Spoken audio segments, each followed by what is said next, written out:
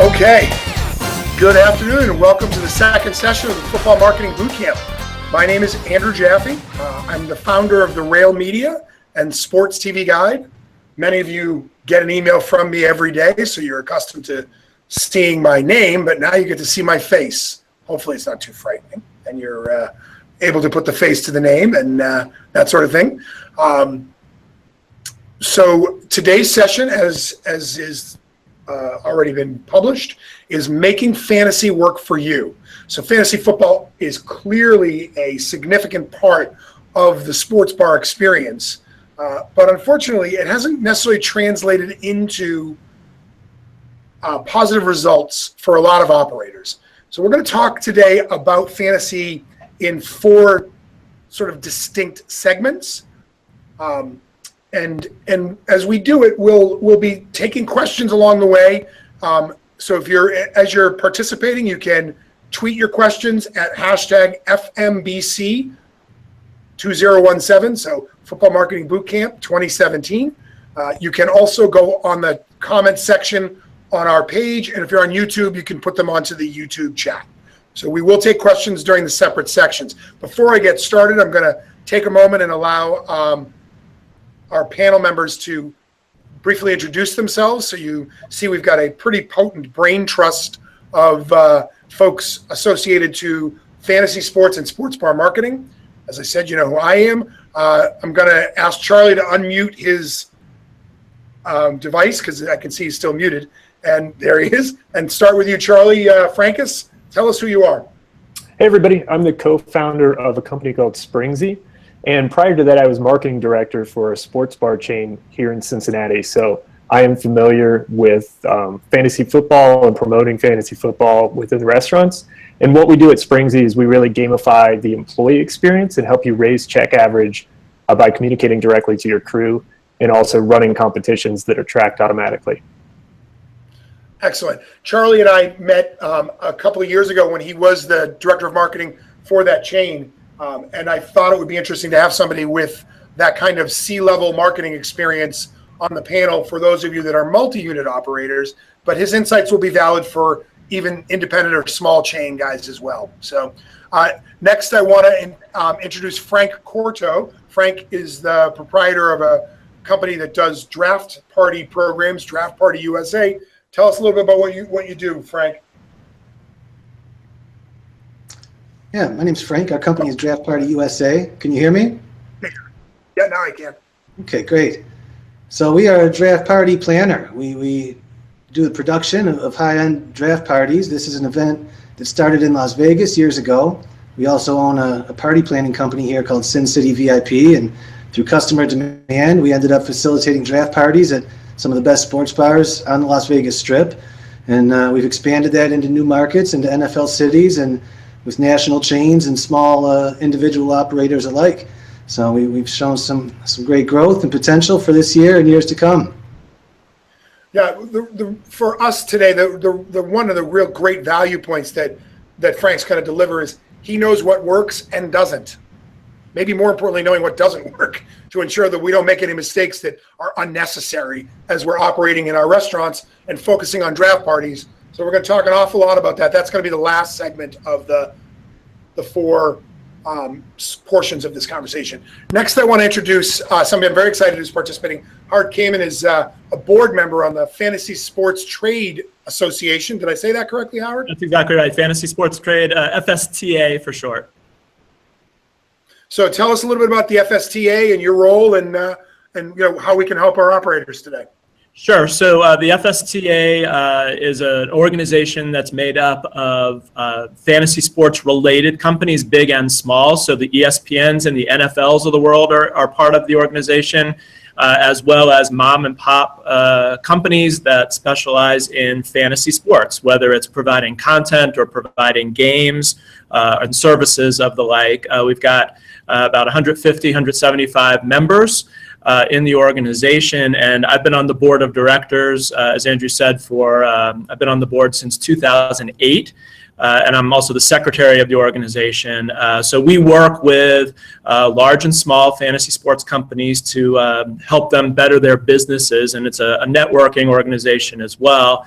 And hopefully what I'll be able to share with you today are some numbers actually that were just released by the association with a study that we do annually, and it actually has a lot of great information for operators of restaurants and bars and such as to who's playing fantasy and how you can hopefully better serve your customers. Actually, we didn't discuss this in advance, Howard, but to be honest, I'd love for you to start with that, because I think discussing the motivation behind wanting to leverage fantasy and why it's valuable will lead nicely into the 4 topics. So if you don't mind giving us a couple of minutes on the data you were referring to so we can see the basis for why this is such an opportunity for you. Yeah, absolutely. So every year the FSTA works with Ipsos to do an annual study where we talk about and we try to learn the number of players who are playing fantasy sports in the US and Canada.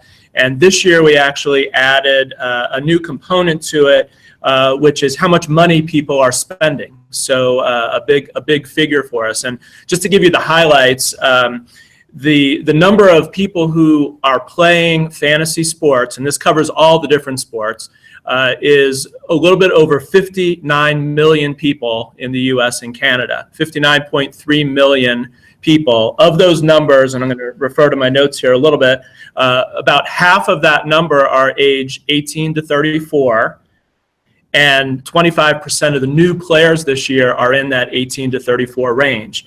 So you've got millions of people playing fantasy sports. So it's not just a niche thing like you might think of it as, maybe 15, 20, 10 years ago even. And among those numbers, you've got about 71% are male. The average age overall is about 39. Average household income is well above $75,000. 53% are over $75K. 66% of that number plays fantasy football. And what you might not realize is there are a lot of other fantasy sports games that you can bring into play in your establishments. There's fantasy NASCAR, which you might not realize, and there's different events you could hold, on the weekends around NASCAR events. There's fantasy baseball, of course, and basketball and hockey, and we can get into a little bit more of that later. Andrew, do you want me to give a little bit of insight into the spending numbers also, or do you want to, how do you want to? I do, but I actually want to quickly take parts of your comment and just add a couple of bits of insight to it. So one of the beauties of the football season, and one of our sessions today, is specifically dedicated to how football leads to marketing for the rest of the year.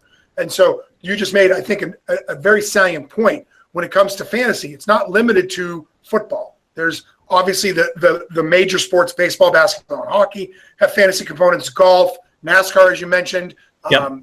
European football. So exactly.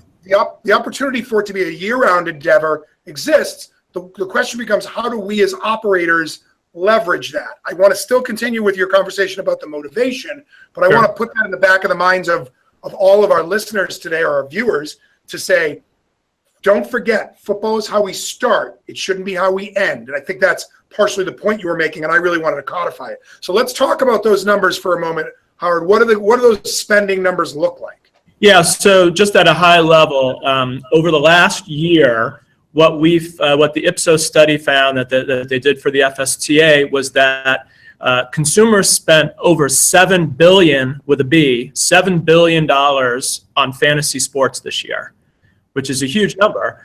Of that $7 billion, over $1 billion of that was spent on what's called quote unquote ancillary activities. And that includes draft parties. That includes buying memorabilia, buying jerseys of your favorite players. It involves paying, anything for outside of the actual play of your league. And some of the very interesting numbers that came up were, and this goes straight to the point of today's conversation, is that 84% of leagues out there hold a specific draft party. Okay, and a lot of times it's at somebody's house, but a lot of times they're finding that it's at a restaurant. it's at a bar. And when they do hold the draft party at that restaurant or bar, they're showing that 90% of people buy food and alcohol once they're at the establishment. And then to build on that, we're thinking about fantasy drafts, but you should also be thinking about in-season activities that you can do and events that you can do where your leagues maybe get together to watch the games, or get together just, a bunch of guys and girls who are in the league together and want to go out. And what we also found in this study is that 57% of leagues actually hold events outside of their draft party. And again, they're going to restaurants, they're going to bars, they're going out, and they're spending money. So those are some of the big... We're going to come back. Thank you so much, Howard. We're going to come back to that specific conversation. So the 4 segments I'd like to cover today, and I'm going to get right into the meat of it. I want to talk first about daily fantasy. Then we're going to talk about creating the fantasy-friendly environment, which I think really speaks to what you were talking about a moment ago, Howard, which is giving people a reason to come when they want to enjoy the viewing angle of participating in fantasy sports. And then we want to talk about things other than fantasy football, which again speaks to some of your previous comments. And we're going to finish up with the fantasy draft parties. So let's get started right out of the gate. Let's talk about daily fantasy. My experience with fantasy as an operator, having been one myself for 25 years, is that it's fantastic. It drives the bus. It's awfully exciting right up until week 1 of the season. Once week 1 of the season happens, the draft parties are over and people are in their leagues, and there's no reason for them to interact with the restaurant unless, of course, you give them one. And I have always advocated since daily fantasy became a thing 3 or 4 years ago to restaurant operators that I've spoken to, you've got to run your own daily fantasy program in your restaurant. Well, with the big players out there like DraftKings and FanDuel, and some of even the smaller players, they have opportunities for you to manage the organization of a league at your restaurant so that you can run a weekly fantasy program so that people can get in. It can be a 17-week cumulative, but you can play week by week. You can do it a bunch of different ways. So I guess I want to start with a conversation about the daily fantasy sports. Howard, I will defer to you to start because you seem like the best situated for that specific conversation. What's the motivation behind daily fantasy? What's the value point, and how can an operator get involved using daily fantasy in their restaurant to drive traffic? Yeah, sure. So just to make sure we have the definitions right. So there's daily fantasy sports, and then there's season-long fantasy sports. Season-long is just what it sounds like. You draft a team before the season begins. You play out the league over the course of, we'll use the NFL as our example, over the course of the 17-week season. Whereas daily fantasy really changes from a week-to-week basis. So you would draft a brand new team every week. And so the advantages on the daily side is if you have an injury or something happens to your team and you just are off to a horrible start and you really have no chance to win your league, you can lose motivation easily. So from the daily side of things, you start fresh every single week. So that's your motivation for playing. On the daily side, oftentimes things are based on a salary cap that's set, where you have a pretend number to meet, and you can draft, your quarterbacks, a quarterback, a couple running backs, a couple wide receivers, and so on. And in daily, everyone can draft the same players. So if I want to draft Drew Brees, my neighbor can draft Drew Brees. When you're playing season long, generally once Drew Brees is off the table, no one else can draft him. So that's kind of just the basis for how the games are a little bit different. Some things to take into consideration when you're setting up daily sports contests or games is that there's some rules basically around it. And there are actually some states out there, and I'm not sure if everyone is aware of this, there are actually some states where daily fantasy sports is deemed illegal.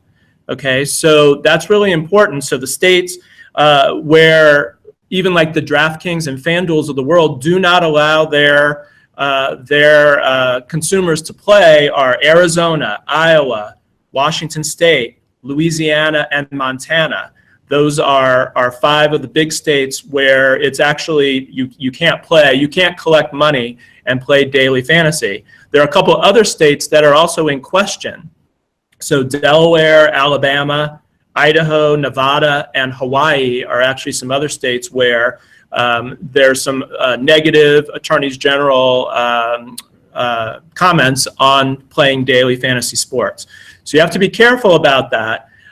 The other things, there are some rules around daily. One in particular, and around fantasy sports in general, if you're going to have a prize, that prize has to be set in advance. You cannot change your prize based on the number of participants that you have. So if you set prize as, point X, and you only get 5 people that sign up when you were expecting 20, well, the prize needs to stay the same, or else that actually falls as an illegal act under what's called the Unlawful Internet Gambling Enforcement Act, which is from 2006.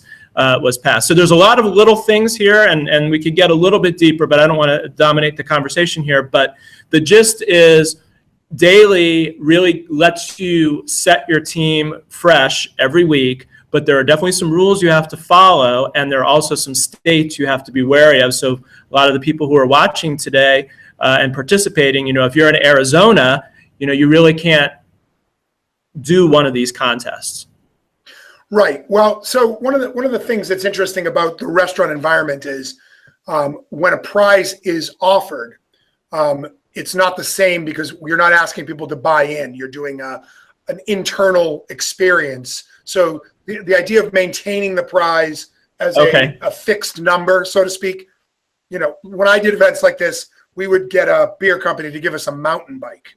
Got it. We would use the mountain bike as the prize. Okay.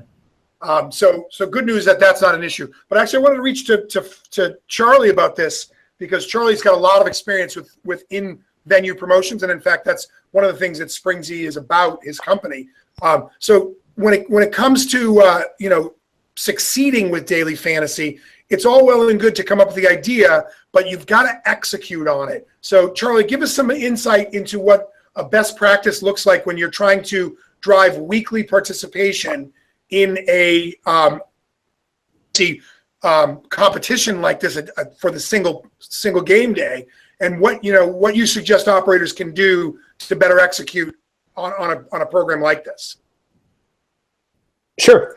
So my answer always starts with the crew. So making sure that all of your crew members understand what daily fantasy is, what the prizes are going to be, how it's going to work, so that they can speak intelligently to the guest week over week and inform them. Also, definitely signage within the restaurant.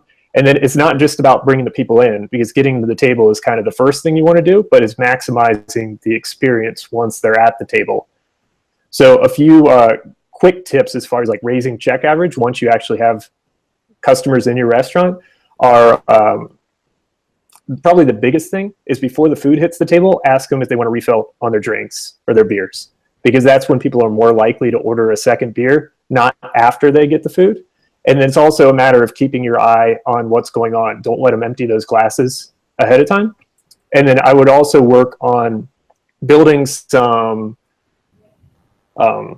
promotions around the event. So event-driven items that they can order, whether they're new cocktails that you make up focused on whatever teams are playing, or even buckets of beer, but something that seems a little bit more event-driven is more likely to sell. So you're suggesting that if you want to drive success with daily fantasy, you need to really focus all of your internal marketing efforts to support it. So, if you run a daily fantasy special that runs on Sunday only, maybe you can even make it available for people who participate in the fantasy program. If you do this, if you put in a fantasy team, you get an order of half-price wings automatically, or something of that nature. One of the things that I know from experience, the success with fantasy in general, and specifically with daily fantasy, is about being organized. And so Charlie made an allusion to the crew, and I completely agree. You got to have your team excited about whatever it is. So for me, the way to succeed with daily fantasy, there's a couple things. First of all, you've got to define your league. So you can use, as I said, if you're in a state that allows it, as Howard was very clear about the restrictions there. You can use FanDuel or DraftKings or one of the other smaller units. Many of them allow free games to be played because they're trying to meet your customers. So they'll give you a facility to create a weekly fantasy competition in your building. You define that league. You let your guests that are coming in know that league is available and how they can access it, that it's free to play, and that you're providing a prize. Anybody who gets in gets this, the winner gets that. You define the prize. But then during your pre-shift meeting on Sunday morning, you've got to be having every single one of your staff members prepared to mention the daily fantasy contest and the fact that guests can play and get them excited about it, giving them the information they need to leverage and participate. And one of the things that I know, Charlie, you're particularly skilled at is the kind of crew incentive approach. So, what kinds of incentivized programs can a restaurant run to get their crew to be the voice of the daily fantasy program in the restaurant? I'm sorry, what was the first part of the question? You cut out for a second. The idea is you need the crew to promote, right? So how do you incentivize the crew to promote when you're running a program on a Sunday? Right, absolutely. So that's going to be a tricky one because actually tracking the results of the crew members could be a little bit tricky unless they're actually getting people to sign up the day of rather than promoting it leading up to it. If you wanted to track their effectiveness leading up to it throughout the week, I'd suggest some type of business card that the crew member could write their name on the back of or that has their name printed on, that the customer can then bring in the day of the event to register and then tally those up at the end and reward the crew member that gets the most brought back.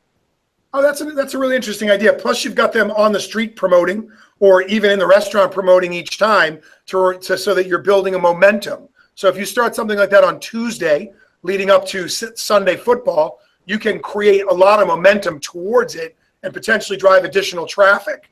Hey, we're giving away such and such on Sunday. We're giving away I'm from Boston, and so we're giving away a Patriots jersey on Sunday. Bring in this card. We'll give you the fantasy league name. You can enter a team and you get a chance to win this authentic jersey, a Brady jersey or whatever it is. And if you don't like the Patriots, you could burn that Brady jersey, but that's just, you have to be where you're from.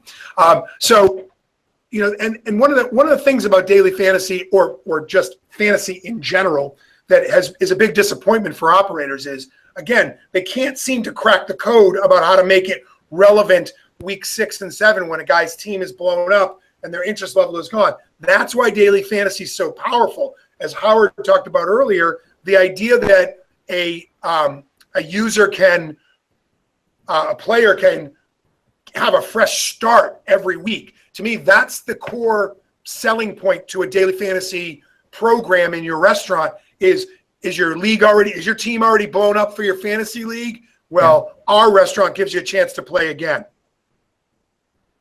Did somebody want to say something about that? No, I agree. Yeah, that's the hook right there. Right. So you gotta build off of that hook. And you can do a 17-week weekly fantasy program so that you can give people the incentive to return. So, marketing is always about bringing in new customers, getting your existing customers to stay longer, and of course, getting them to spend more money while they're there. So it's frequency, it's first visits, and it's total spend.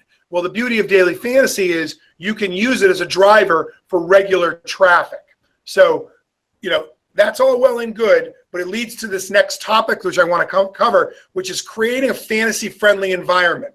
And so I'm going to actually ask Frank to give us any of his personal insights on how to create, using the draft party analogy, the right environment for fantasy in the restaurant. Frank, you're muted.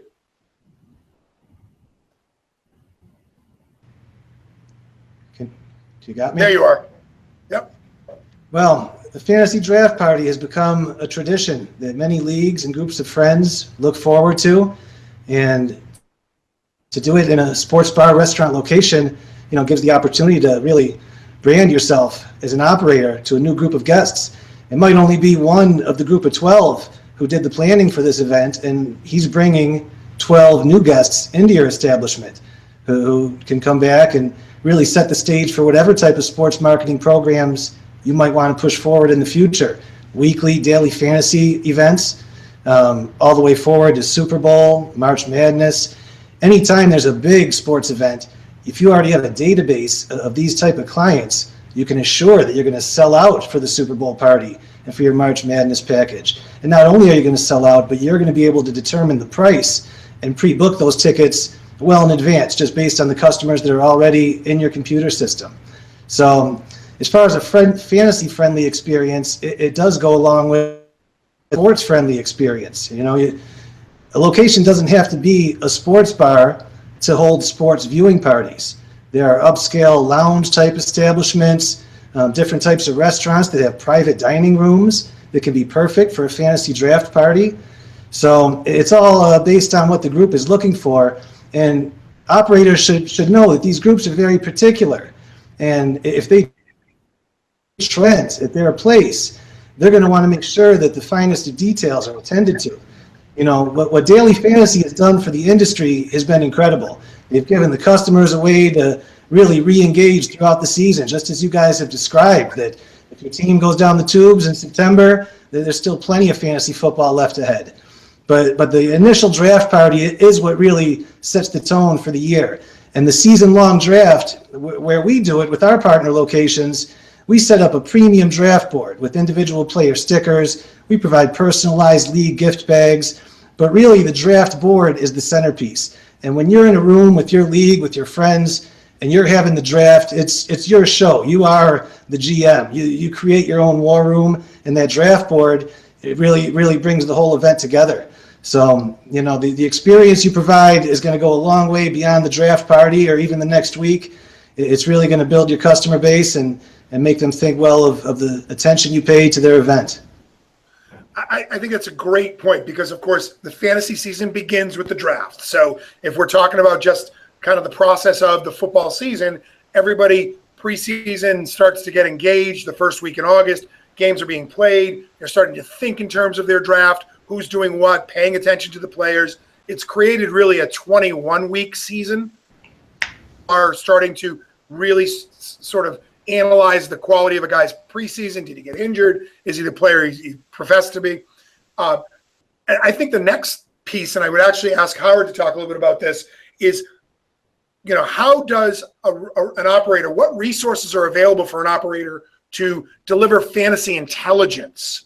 Yeah. Because I think, you know, you want to put yourself in that position. So talk a little bit about that, Howard. Yeah, just before I go there, was just one thought before I lose it, before I don't have it out of my mind anymore, is that make sure that your Wi-Fi is working, you know, as part of your restaurant, because the worst possible scenario is that your commissioner brings your whole league in, and people are on their computers all the time now, you know, looking things up and what have you. And if the Wi-Fi is down, they're not coming back there. And I've been through that circumstance a few different times. So just one big piece, make sure your Wi-Fi is up and running for that evening and, you know, on all evenings. Super important point. Very important point. In terms of doing research and getting your folks ready, what you could do is supply different draft information. You could, you know, we heard hearing about the draft board. A lot of times there are actually companies out there that produce the draft board, like Frank was talking about, and you can purchase those pretty, you know, relatively cheap. For a cheap price, you can purchase the draft board. You can partner, and I've seen this in several cases. You can partner with some of the content providers that are out there. There are a number, as I mentioned at the very top of the call, there are a number of fantasy sports content providers out there. You might have heard of, you know, companies, obviously ESPN and Yahoo is out there. There's other smaller ones, Roto World, Roto Wire, where I work in my day job at USA Today and Gannett. We own a company called The Huddle, for instance, and there's plenty of companies out there that you could reach out to and actually bring people in. You know, if you wanted to bring in draft experts, you could have as speakers. And then you could actually probably strike a deal with some of these folks to get access to their content, which are weekly rankings or season-long rankings, team analysis, things like that. There's not as much out there. Howard, because you just made a really neat point about finding an expert and hosting an event around that expert. What a brilliant promotional opportunity during the preseason, week 3 or 4. You schedule and organize it. You promote it all over the place. You're now telling your guests, my joint is Fantasy Central. If you want to be expert and do well, I'm going to help you be the best fantasy manager you can be, because I'm going to provide you with a real resource. It's a brilliant, brilliant insight. So I want to make sure I really highlight it. So taking that fantasy intelligence, Charlie, you want to unmute yourself as I ask you this question. What do you do with that information? You get this fantasy insights and data. How do you publish it? Where can we put that data to work for our guests? The insights from the expert, or the insights from kind of your customer base? No, the content provider. Like, let's say you went to a Roto World and said, we're going to take content from you. How do you distribute that? What function, like what's the strategy behind sharing fantasy intelligence that we can adopt to Sure. make so it depends. the expert? It depends on kind of what you have as an organization at your disposal.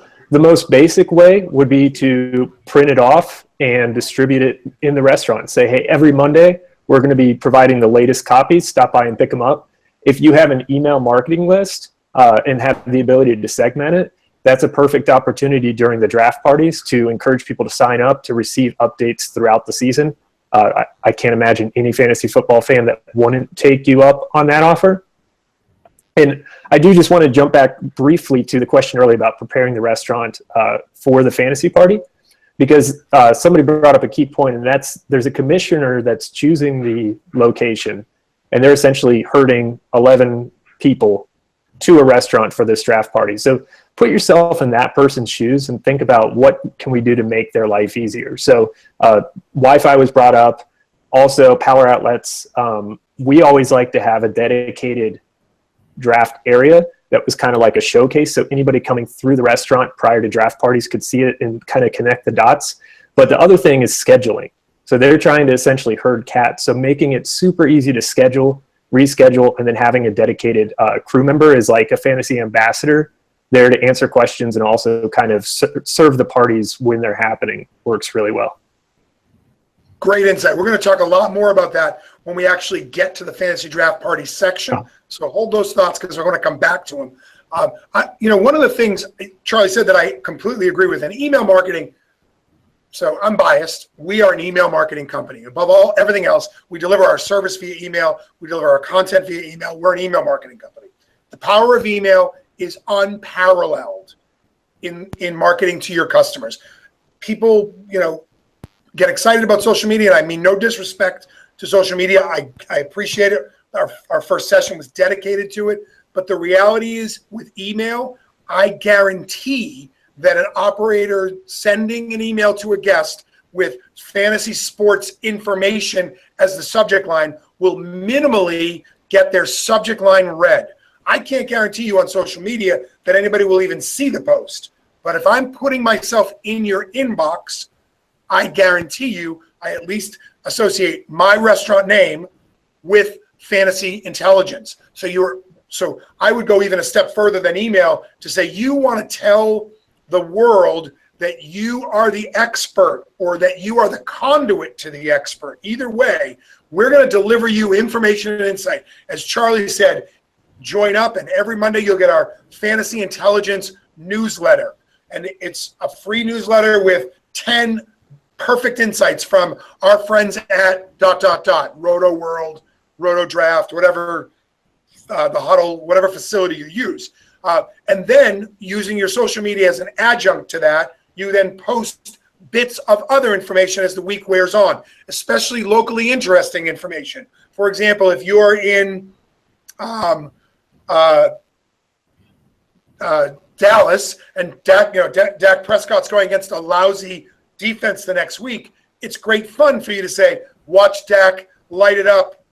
We'll come to our place on Sunday he's going to crush the New York Jets defense because Darrelle Revis is terrible now, whatever. And you make those conversations happen. It starts by collecting information. So perfectly timed for this conversation to shift a little bit to draft parties is the opportunity to truly get people to give you their info, and using fantasy as the call to action for that. Using football to collect as many new names, as many new contacts as you can is just smart business. Then you can continue to communicate with them in the conversation they want to have. Your guests want to talk about sports. If you're a sports themed operator, that's what they come to you for. You might have the best chicken wings in the world. I don't doubt it. But the reality is they're coming because of the sports, and the food and the cold beer had better be available as well. So important to create an environment. Another way to do that, and we'll be joined by Buzz Time in the last segment, they're a digital signage company in addition to being a company. They have a daily fantasy channel that you can be running constant intelligence about daily fantasy. They run data on their digital signage. What a great way to prove to your guests that you take fantasy seriously by giving them a ready resource always running in the restaurant dedicated to sports and fantasy information. So really creating that experience of you being the place that works for fantasy takes being organized, takes communicating it, and takes being consistent in delivering insight and information. I do want to encourage anybody who is joining us today, if you have any questions, don't hesitate to post to FMBC 2017 for the hashtag, or right here in the comment section. If you have any questions, we'll be happy to cover them and review them. So now that we're sort of onto the last segment of this, which is the fantasy draft parties, I've spent the better part of my 20 years in the restaurant industry running draft parties. I think Howard made an incredibly valuable point.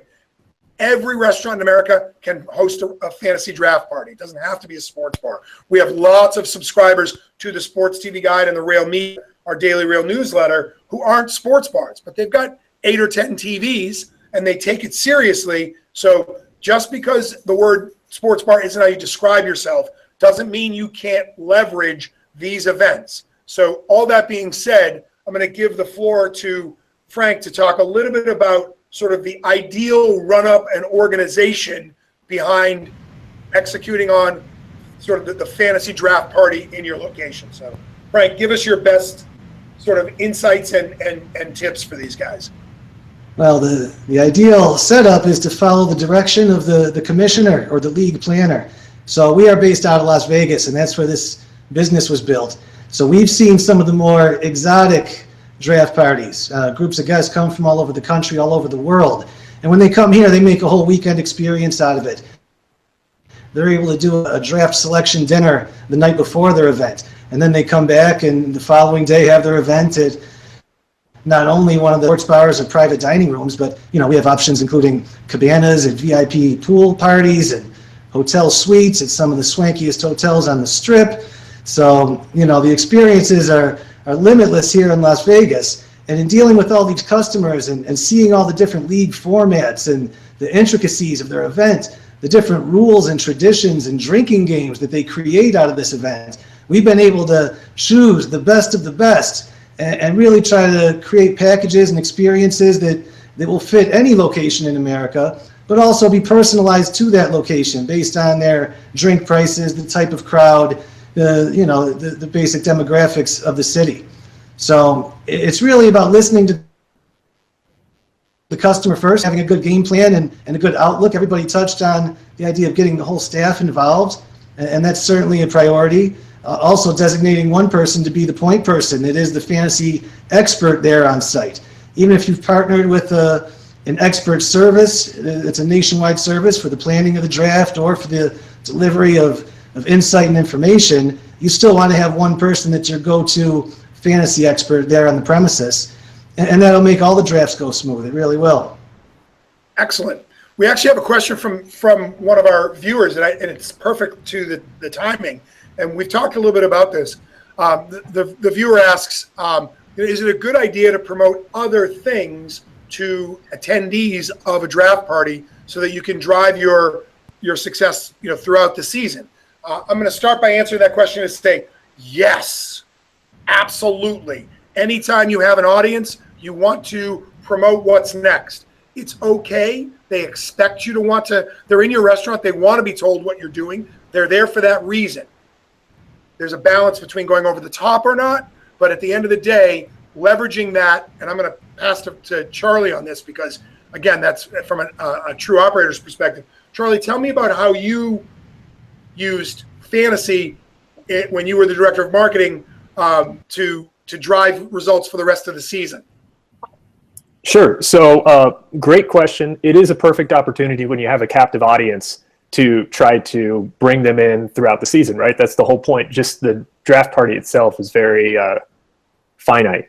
So we did it a couple of different ways. One, we encourage people to sign up for the e-club, which we kind of addressed earlier, so that you can remarket to them throughout the season. Right. But we did two other things that I think were particularly effective and clever. One was that everybody that participated in a draft party at the restaurant got a coupon booklet with a series of coupons that were valid for 1 week at a time throughout the season, staged to bring them back and remarket to them. And the other thing that we did that I really liked was that we gave the commissioner of the league a package of special offers for each week as well that he could use as rewards for performance each week in their league. So and we gave him fun names like the biggest stinker award for 1 week. So he could give whoever had the lowest score 5 free wings or $5 off that particular week. So that's just a couple of ways that we leveraged the draft party to bring people in throughout the season and beyond. Those are both really fantastic ideas. I mean, again, the idea is you've got an audience. If you don't leverage that audience, you're basically missing the opportunity to grow your business. We've talked a little bit we've been talking about sort of the fantasy environment, but one of the things that I think is extremely important, and I know Frank will agree, and certainly Charlie will, it's crucial that you be super organized. If you book, I'm going to use a number. If you book 10 draft parties, and that's 10 people per draft party, that's 100 people coming to your restaurant, spending on average, let's say, $25. So that's $2,500 in revenue just from the one event that they join you for. But you obviously can parlay that into more value using the strategies that we've talked about, whether it's ongoing marketing or the two great ideas that Charlie offered. Dedicating somebody whose job it is to be the draft party expert in your restaurant, so that they always get the same person. That person gets good at taking care of draft parties is a crucial factor in succeeding when it comes to the fantasy draft party and parlaying it into a long-term strategy for driving traffic. You've got to make every experience fantastic. So Charlie, can you tell us a little bit about what you did as far as organizing parties to ensure that they went smoothly and that they were properly executed? Yeah, so the key thing, as a couple other people have mentioned, is having a key person on each restaurant staff that's into fantasy football and understands it, and putting them in charge of organizing the events. And giving them 1 or 2 people to help out isn't a bad idea, because you're talking about, with a normal draft party, maybe 10 to 12 people at a table. So that's a big table for one person to manage, but having a key person that's in charge of it and the buck stops there is really key. And then moving forward from that, scheduling them out ahead of time, making sure that person arrives with enough time to set up the area and stage it. So lay out any tchotchkes or free stuff that you're going to give away, set up your draft board if necessary. We, as I kind of mentioned before, we always made a dedicated space that was kind of like a showpiece for everybody to see. And we surrounded it with that kind of caution tape. So we had custom caution tape made, actually, that said "Caution, Fantasy Draft in Progress." So they had a dedicated area separate from the rest of the restaurant, and they could be a little bit more noisy, and they didn't have to worry about that. Great idea. So Frank, talk about, you really advocate even a greater depth of complexity. So what are some of the tricks that you use or best practices you employ to make sure that the organization succeeds when they're running a party? We pre-screen each group with a pre-draft questionnaire, and we really get into detail: number of teams that are getting in the draft, number of rounds. Do they have individual defensive players? And if so, we're going to be prepared with those individual defensive player stickers. For auction leagues, we might make special requests or accommodations, and really getting to know the format and the traditions is what helps us, communicate that information to the location, to give that person, that point person on site, the most information, the most relevant details about this league and what makes this league unique. A big point too that a lot of people enjoy, and what makes the fantasy draft party a party, is to have hostesses. And with our partner locations in all the major NFL cities, we're able to offer promotional models who are trained in how to manage a draft board, trained in how to screen the commissioner before the event. She'll stand in the referee outfit in front of the room and keep the stopwatch in case there's anybody that's taking too long to make their selection. Usually keeps the event on track and entertaining, and for a small extra fee, it really does spice up the event and make everyone laugh and make it memorable. So these are all the kind of things that you can talk to the customer and see what kind of group it is, and really make sure that you covered all bases and everything's ready when they arrive. I took two things from that I think are extremely valuable. One is pre-screening the draft party. Even if you don't, and I love what you do, the whole concept behind Draft Party USA makes a lot of sense to me, because it kicks off football. It elevates the draft experience to really give the players in the league a sense that they're a part of something more than just, I'm in Joe's basement drafting my team, but that we're taking this seriously, and it's brilliant. But the insight about screening the commissioner to find out the structure of the league, to find out what the values of the league are, so that you can prepare their space in a way that really speaks to that. It also says to them, we take you seriously. We value what you're doing, and we want to do the best job we can for you. So I think that's a fantastic insight. Is there anything from a draft party perspective, from the fantasy world, Howard, that you think can add to the experience of a draft party? A lot of times leagues have prizes or trophies or awards that they give out, and so you should make sure you build in time for that. If there's some sort of special presentation that's going to be made, you might want to, I don't know if it's a big enough thing, you might want to have a microphone, things along those lines. Again, it kind of goes back to the customization, what the customer or what the league commissioner really is looking for.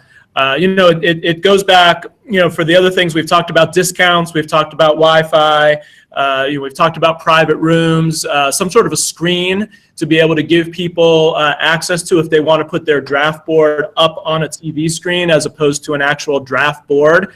It would be good to make that available as well, I think. Excellent. Great insights. So we're running towards the end. We only have about 3 or 4 minutes left. I have one more question that I'm going to address. And it's a fair question.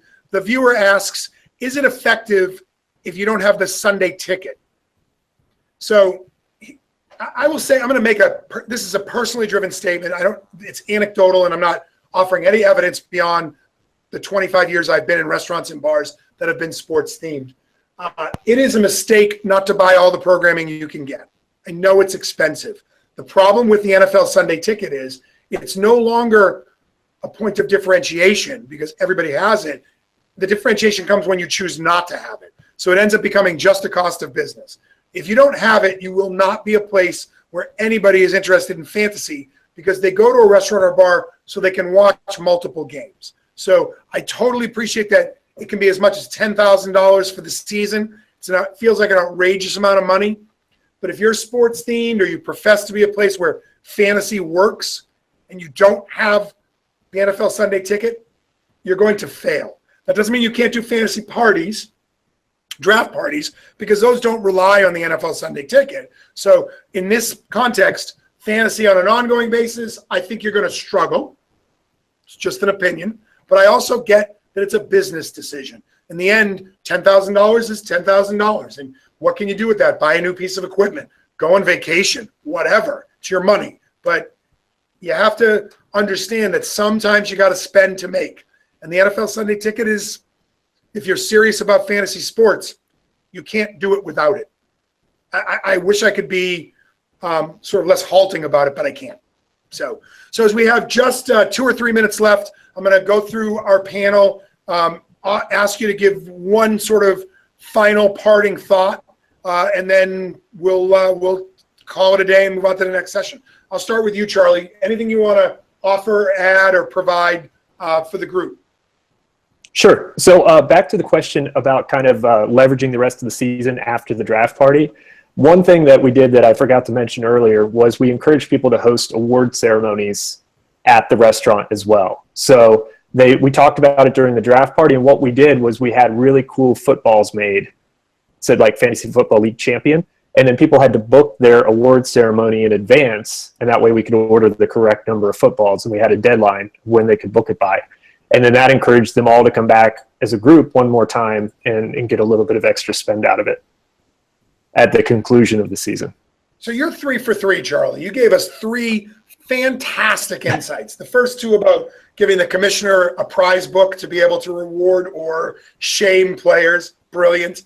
A coupon book for each of the draft attendees. Brilliant. This might be the most brilliant one. Why not at least try to double down on their commitment to you by saying, book your fantasy party and your awards ceremony at our place? It's brilliant. Well done.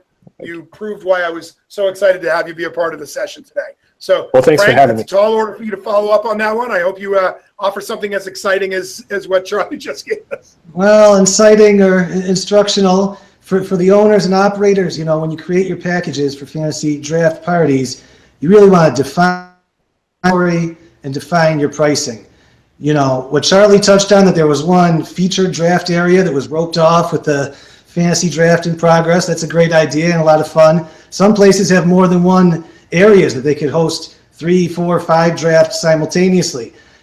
Prioritize those. You know, that'll help you keep your reservations in order and help you sell each draft area better. But also the pricing. You know, when you mentioned that the average tab on a draft party might be $25 per person, that's certainly not Vegas pricing.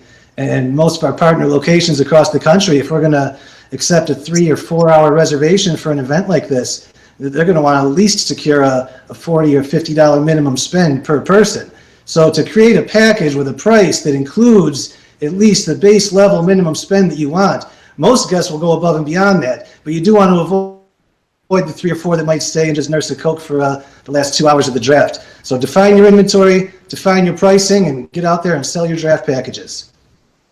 You didn't disappoint. That's exactly the kind of insight that's going to help an operator not make mistakes up front. So remembering that you've got to really understand what it is you're offering, what your expectations about the value of it's going to be, and that the pricing makes sense, and that it's clearly defined before the event. So you didn't disappoint as well. Howard, you've got 2 tough acts to follow.